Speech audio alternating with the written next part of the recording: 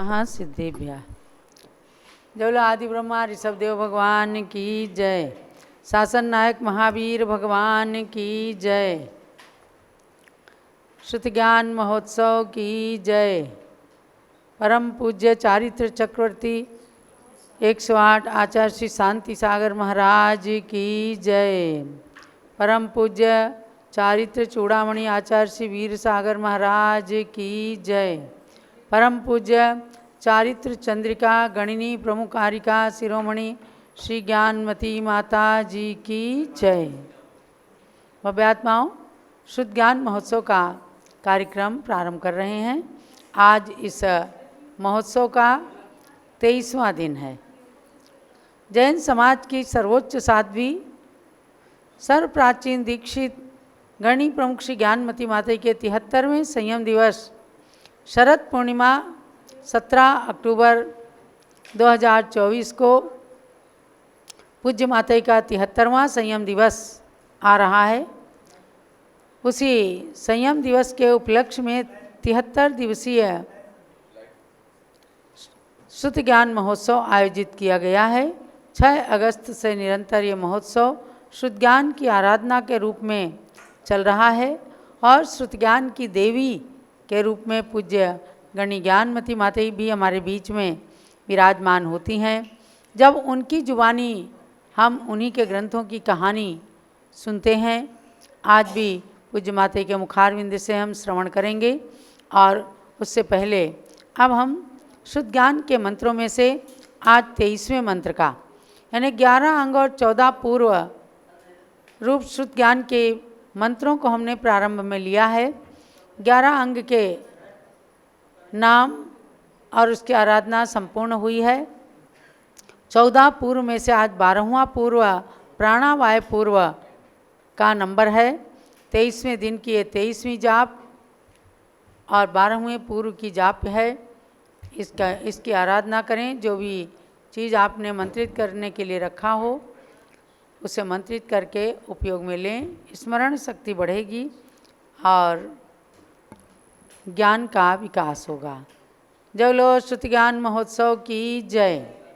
ओम ह्रीं जिनखोद्भूत प्राणावाय प्रवाद पूर्वाय नमः। ओम ह्रीं जिनखोद्भूत प्राणावाय प्रवाद पूर्वाय नमः। ओम ह्रीं जिनखोद्भूत प्राणावाय प्रवाद पूर्वाय नमः। ओम ह्रीं जिनखोद्भूत प्राणावाय प्रवाद पूर्वाय नमः। ओम ह्रीं जिनखोद्भूत प्राणावाय प्रवाद पूर्वाय नमः।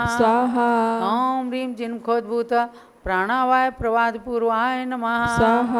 ओम ह्रीं जिनखोद्भूत प्राणावाय प्रवाद पूर्वाय नमः। ओम ह्रीं जिनखोद्भूत प्राणावाय प्रवाद पूर्वाय नमः। ओम ह्रीं जिनखोद्भूत प्राणावाय प्रवाद पूर्वाय नमः।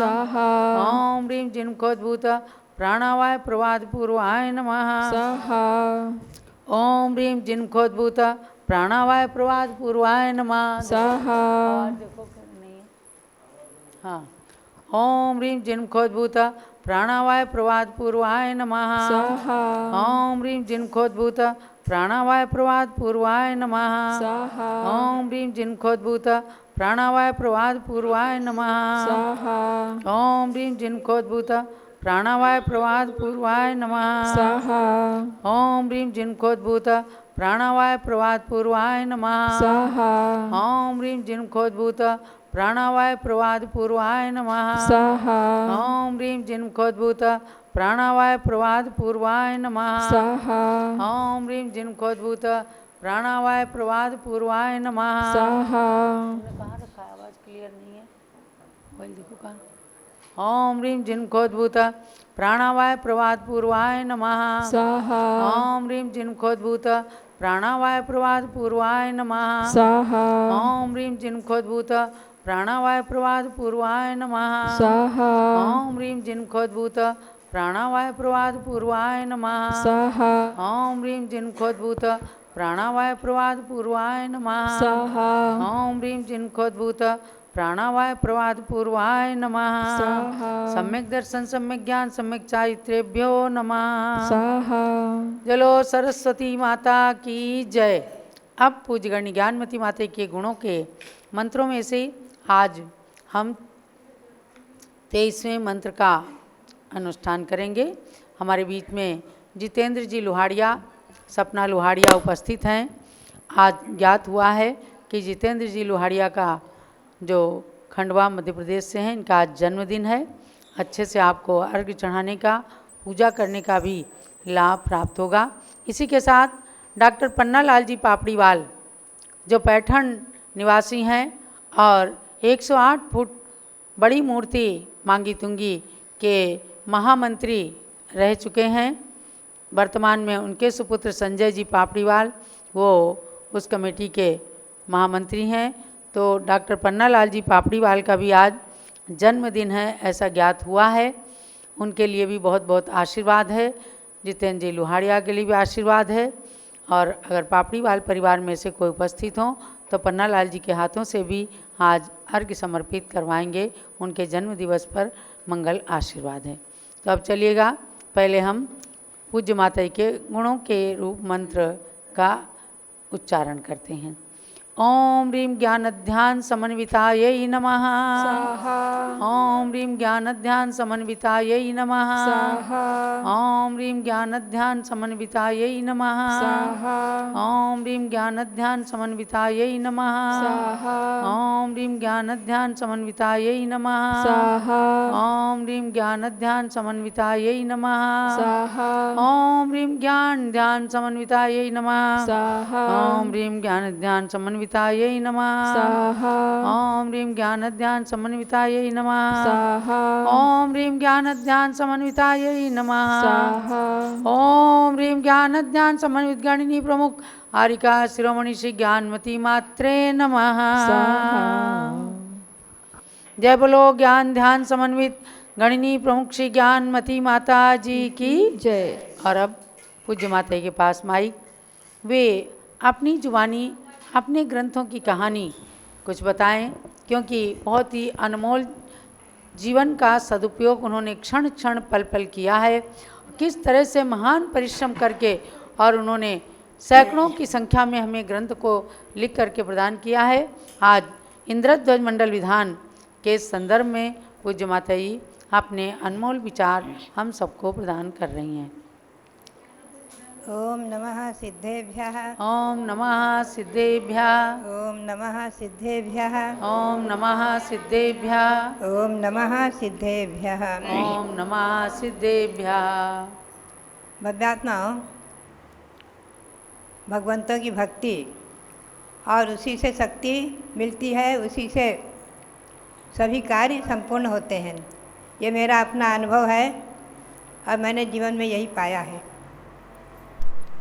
हस्तिनापुर में जम्बूद्वीप की रचना बनी और सुमेरु का निर्माण चल रहा था। जब से शिलान्यास हो चुका था ईस्वी सन 1974 में, और सुमेरु पर्वत बन रहा था।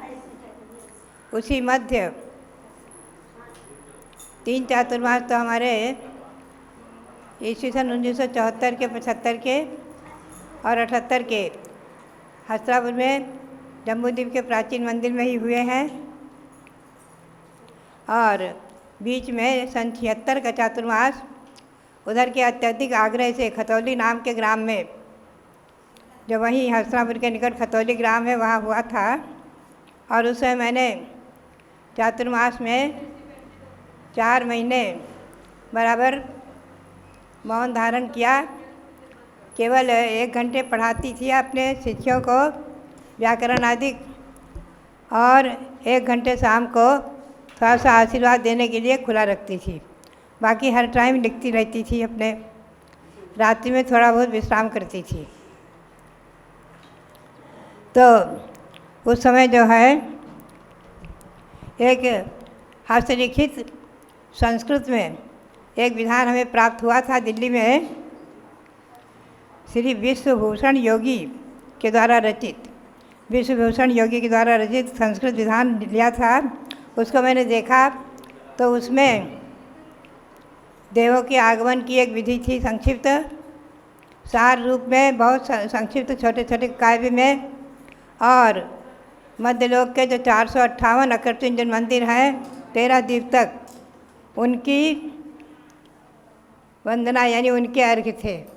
बहुत ही सरल भाषा में, संक्षिप्त में, भले ही संस्कृत थी, बहुत सरल थी। मैंने वो आधार बनाया और विधान क्यों तो रख दिया। केवल ये समझ लिया कि इसमें जो है 13 दीप तक 458 जिन मंदिरों के अर्घ्य हैं। और मुझे जो है इससे पूर्व ईस्वी सन 1965 में श्रवणबेलगोल में भगवान बाहुबली का ध्यान करते हुए जो ये 458 अकृत्रिम जिन मंदिरों के दर्शन हुए थे, 13 दीप की रचना के दर्शन हुए थे, तो तभी से मैं इनका चिंतन मनन क्या करती थी, इनका ध्यान क्या करती थी।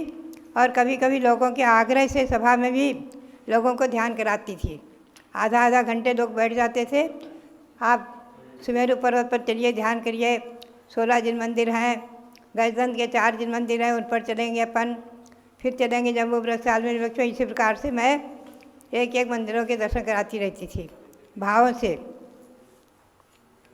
मुझे सब वो विषय एक प्रकार से कंठाग्र जैसा हो गया था। पूर्व जन्म के संस्कार कहें या सरस्वती देवी की कृपा कहें, ये भगवान बाहुबली की देन, भगवान बाहुबली जो 57 फुट उत्तुंग श्रवणबेलगोल में विराजमान है, उनके ध्यान की उपलब्धि। 15 दिन मैं पर्वत पर रहकर मैंने ध्यान किया था।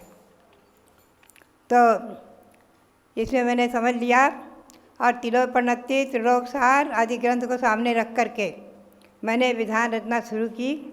यह अद्भुत विधान, इसमें 458 अकृत्रिम जिन मंदिर के पूजा है, अर्घ्य हैं, 50 पूजाएँ हैं और जयमालाओं में और सभी अर्घ्य आदिकों में, काव्य में मैंने तिलोपनत्ति के आधार से कहीं कहीं उन पर्वतों के वर्ण का वर्णन किया है, कहीं उनकी लंबाई चौड़ाई माप का वर्णन किया है, कहीं उनमें कितने कूट हैं, कितने देव भवन है आदि उनका लिया है।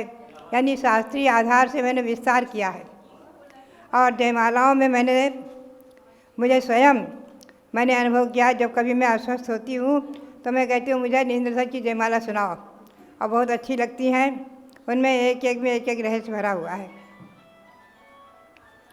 किसी में चरणानुयोग है, कैसे महानतुंग ने भगवान की भक्ति से भक्तामर काव्य से 48 काव्य से 48 ताले टूट गए। ये भक्ति, कहीं मैंने ऐसे भक्ति के भाव संजोए हैं जयमाला में। मनोवती को रतनपुर में दर्शन हो गए, कल मैंने बताया था ना आपको, तलघर में देवों ने मंदिर बना दिया। ऐसे जो है भक्ति के फल अनेकों हैं, उनका मैंने लिया है कहीं जयमाला में, कहीं मैंने जो है अध्यात्म लिया है समयसार। एक जयमाला है, ये पूजा नंबर 9 की जयमाला बड़ी सुंदर है, मुझे बहुत अच्छी लगती है। इसमें मैंने लिया कि हे नाथ तुम्हें पाए मैं महान हो गया, सम्यक निधि पाए मैं धनवान हो गया। हे भगवान, मैंने आपको पाकर मैं महान बन गया, मैंने सम्यक निधि मुझे मिल गई, मैं धनवान हो गया। सम्यक निधि से धनवान हुआ है। सम्यक निधि बहुत बड़ा धन है। यह ऐसा है कि 3 लोक की संपत्ति को प्राप्त करा दे, अर्थात सिद्ध अवस्था को प्राप्त करा दे, अनंत गुणों को प्राप्त करा दे। तो इसमें मैंने अध्यात्म लिया है समयसार पूरा। हे द्रव्य कर्म आत्मा से बद्ध नहीं है, ये भाव कर्म तो मुझे छूते भी नहीं है। मैं एकला हूँ शुद्ध ज्ञान दरस अरूप स्वरूपी, चैतन्य चमत्कार ज्योति पुंज अरूपी। मैं नित्य हूँ, अखंड हूँ, आनंद धाम हूँ, शुद्धात्म हूँ, परमात्म हूँ, त्रिभुवन ललाम हूँ। मैं पूर्ण विमल ज्ञान दर्श वीर स्वभावी, निज आत्मा से अन्य परम सौख्य प्रभावी, जन्य निज आत्मा से जन्य परम सौख्य प्रभावी आदि। फिर आगे उसी में मैंने एकांत लोग न ले लें, एकांत मिथ्या दृष्टि न बन जाए, इसीलिए उसी जयमाला में भाव खोला कि परमार्थ न से मैं तो सदा शुद्ध कहा था, ये भावना ही एक सर्व सिद्धि प्रदाता। व्यवहार नहीं से यद्यपि अशुद्ध हो रहा, संसार पारावार में ही डूबता रहा। परमार्थ नहीं से, निश्चय नहीं से मैं स्वतः शुद्ध हूँ, चिन्मय ज्योतिश्वर भगवान आत्मा, और व्यवहार नहीं से संसारी हूँ, अशुद्ध हूँ, और संसार रूपी समुद्र में डूब रहा हूँ, पंच परिवर्तन कर रहा हूँ। एक जयमाला में मैंने पंच परिवर्तन को भी बहुत विस्तार से लिया है, बहुत अच्छा वर्णन है। पंच परिवर्तन क्या है इसको आप देखेंगे ये पूजा नंबर 19 की जयमाला में मैंने पंच परिवर्तन लिए हैं। पंच परिवर्तन में लिया है, अनंत काल नाथ मैं निगोद में रहा, फिर पंच परावर्तन में ही घूमता रहा। तो इसमें जो है लिया है मैंने पांचों परिवर्तन का संक्षिप्त स्वरूप, सर्वार्थ सिद्धि, राजवार्तिक, त्रिलोपन इत्यादि ग्रंथों के आधार से पंच परिवर्तन क्या है इन पर खुलासा किया है। इसी प्रकार से अनेकों इसमें विषय ऐसे हैं, आप इसकी जयमालाएँ पढ़ेंगे तो आपको बहुत आनंद आएगा। बड़ी और कहीं कहीं हमने जो है मंदिरों के आकृति मंदिरों के प्रमाण माप बताए हैं। आकृति जिन मंदिरों में कितनी तो धूप घट है, कितनी मालाएं हैं और कितनी स्वर्णमयी मालाएं हैं, कितने मंगल घट हैं, सब उनकी संख्या है और उसका सब हमने वर्णन लिया है। आकृति जिन मंदिर 100 योजन लंबे, 50 योजन चौड़े, 75 योजन ऊँचे बड़े और सबसे छोटे 1 योजन लंबे, आधा योजन चौड़े, 1.25 योजन ऊँचे, इन सब का वर्णन मैंने विस्तार से लिया है। यानी इसमें जैन भूगोल, प्रथमान योग, कथाएँ और द्रव्यान योग, समयसार और चरणान योग, आचरण आदि का सभी वर्णन मैंने इसमें भावों से सजोया है। अभी हमें गौरव है, प्रसन्नता है कि अभी यहाँ एक बार इंद्र विधान हो चुका है और अभी आज ही शुरू हुआ है झंडारोहण होकर के। आज इंद्र विधान हमारे जरवल के लोग कर रहे हैं, जो हमारे रविंद्र कीर्ति जी के बहन के बड़ी बहन के सुपुत्र हैं अभय कुमार जैन, और उनके बहुत से रिश्तेदार भी लोग आए हुए हैं। हमें गौरव है, प्रसन्नता है, वो लोग इंद्र विधान कर रहे हैं और ये 7-8 दिन का अनुष्ठान है। और इसके बाद 10 लक्षण में विश्व शांति महावीर विधान होगा, जिसको मैंने भगवान के महावीर स्वामी के 26वें जन्म कल्याणक महोत्सव में जिसे बनाया था, जिसमें 2600 अर्घ्य हैं और मंत्रों से हैं और पूजाएं जो है काव्यमयी हिंदी काव्य में है। बहुत सुंदर विधान है ये अपने आप में। इसमें सुमेरु पर्वत का आकार का मंडल बनाकर रथ चढ़ाएंगे, रत्नों और रत्नों से जो है जाप करेंगे, वितरित करेंगे। तो बात यही है कि ये सब विधान की रचना जैन ग्रंथों के आधार से है, कहीं कोई मनगढ़ंत विषय नहीं है। जैन ग्रंथों को आधार लेकर के ही प्रमाणिक और अतिशयपूर्ण है। इसकी महिमा मैंने देखी है। एक बार एक सज्जन हमारे भक्त थे दिल्ली में, वो कहीं इधर उधर कहाँ भटक रहे थे, कहीं जा रहे थे। मैंने कहा क्यों? बोले मुझे माता जी व्यापार में 1 करोड़ रुपया चाहिए, धन वृद्धि चाहिए, इसलिए मैं जा रहा हूँ अमुक जगह। मैंने कहा आप अमुक जगह इधर उधर न भटको, आप इंद्रध्वज विधान करो। उन्होंने इंद्रध्वज विधान किया तो करोड़ों के धनी तो बने ही बने, और उन्होंने हस्तिनापुर में कई एक निर्माण भी कराए त्यागी भवन आदि के, और उनकी पुत्री की शादी हुई और गाड़ी वगैरह और बहुत कुछ हुआ। तो बोले माता जी हमने तो एक चीज़ मांगी थी, हमको 3 मिले, हमको भगवान ने वरदान दे दिया, इंद्रध्वज विधान हमारे जीवन में फल गया। ऐसे एक नहीं अनेकों उदाहरण अनेकों लोगों के हैं। किसी ने स्वास्थ्य के लिए किया तो स्वस्थ हुए हैं, किसी ने धन के लिए किया तो माला माल हुए हैं, किसी ने और कोई भावना लेकर किया पुत्र पुत्रियों के शादी विवाह के लिए, वो सब सफल हुए हैं। तो बात यही जिनको, और यह विधान केवल लौकिक सिद्धि देने वाले नहीं हैं, आत्मा को परमात्मा बनाकर निश्चित ही सिद्ध परमात्मा एक न एक भाव में बनाएंगे। ये निश्चित है। इन विधानों का फल केवल लौकिक नहीं है, पारमार्थिक फल स्वर्ग और मोक्ष की प्राप्ति। तो भव्यात्माओं ऐसे इंद्रध्वज विधान, कल्पद्रुम विधान आदि जो विधान हैं वो सभी अपने आप में अच्छे चमत्कारिक और महिमापूर्ण और संपूर्ण मनोरथों को सफल करने वाले सिद्ध हुए हैं। ये मैंने प्रत्यक्ष में अनेकों सैकड़ों भक्तों के मुँह से सुना है और पाया है, देखा है। तो भव्यात्माओं आप भी इंद्रध्वज आदि विधान करके और अपने मनोरथों को सफल करें और अकृत्रिम जिन मंदिरों की दर्शना की भावना करें। अगले भाव में निश्चित ही हम और आप समय दर्शन के प्रभाव से देव पर्याय को ही पाएंगे, मोक्ष तो नहीं मिलेगी पंचम काल में।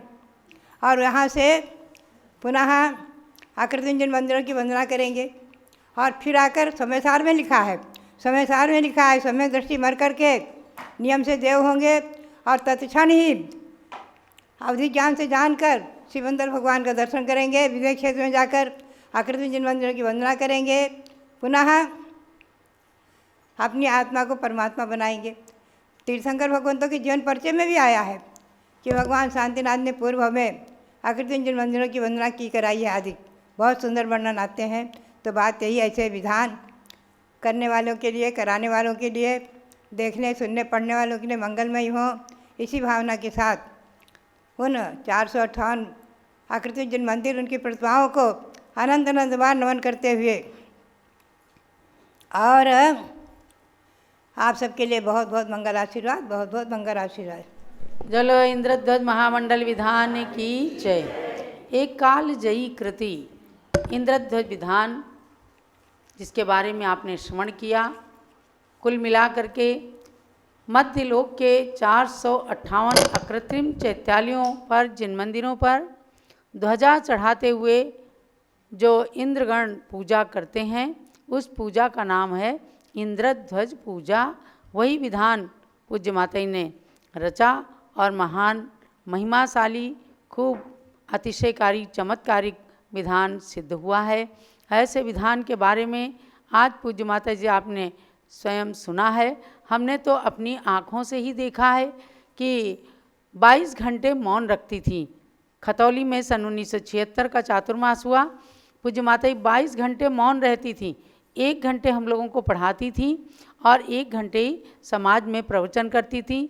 शाम को पूरे सराफा बाज़ार के अंदर क्यों लाइन लग जाती थी नीचे से ऊपर तक दर्शन करने वालों की, और सब लोग इस ज्ञानमती माता जी के दर्शन करके अतीव प्रसन्न हुआ करते थे। और इस विधान को पूज्य माता जी ने चातुर्मास में रचा और दीपावली के दिन कार्तिक कृष्णा अमावस्या को परिपूर्ण किया। जो भी इस विधान को करते हैं महान चमत्कार की बात करते हैं। सबसे पहला चमत्कार इसका हुआ था कि जब माता जी ने हस्तलिखित प्रति को बस्ते में बांध करके रखा और वहाँ पर बंदर बहुत थे और बंदर उस बस्ते को ले गए। अब माता जी की सांस ऊपर के ऊपर, नीचे की नीचे, कोई टाइप का जमाना नहीं था, कोई फोटो स्टेट का ज़माना नहीं था और केवल जो लिखे हुए पन्ने थे वही थे।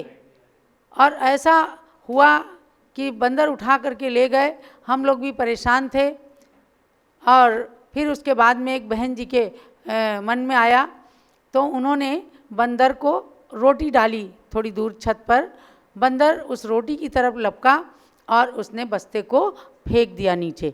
संयोग देखिए कि नीचे बहुत बड़ी नाली थी, मार्केट था, सड़क थी बीच में, लेकिन वो बस्ता नाली में नहीं गिरा, सड़क पर गिरा और एक भी पन्ना उसका क्षत विक्षत नहीं हुआ क्योंकि गांठ बंधी हुई थी बस्ते में।